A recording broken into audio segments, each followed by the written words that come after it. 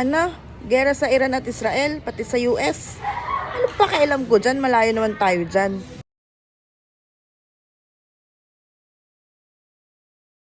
Sa gerang nangyayari ngayon sa Iran, Israel at United States, akala ng maraming Pilipino ay hindi apektado ang Pilipinas dahil malayo tayo sa mga bansang ito.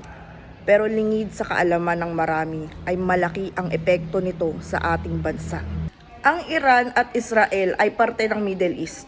At ang Middle East ay pangunahing nagsusupply ng langis sa iba't ibang parte ng mundo, kabilang na ang Pilipinas dito. Ngayon, kung tatanungin ninyo, ano nga ba ang epekto nito sa bawat mamamayan ng Pilipinas? Simple lang. Ito ang nagke-create o gumagawa ng domino effect dahil kapag nagtaas ang presyo ng mga gasolina at langis sa Pilipinas, magtataas na rin ang presyo ng mga bilihin. At ito ang tatalakayin natin ngayong araw.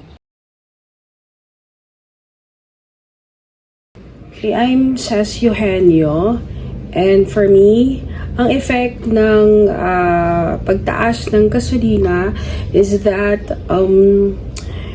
we no longer use our vehicle often kasi ang taas nga niya, and some of the goods na binibili namin ngayon or yung basic needs ay tumataas na din. Of course, pag ganon, you have to stretch your budget. So, kailangan mong mag-manage ngayon ng mas mahigpit pa, no? Kesa dati, dun sa iyong ginagastos araw-araw. So, may mga bagay na hindi muna natin gagawin, no? Yung mga proyekto na hindi muna natin isusulong. At aside from that, yan, malaking issue yung health, no? So, minsan titis mo na lang yung sakit mo because of the budget that you are in now.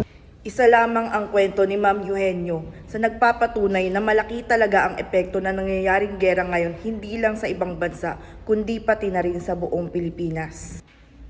Kaya kung hindi ka pa rin kumbinsido na may epekto ito sa ating bansa, bakit?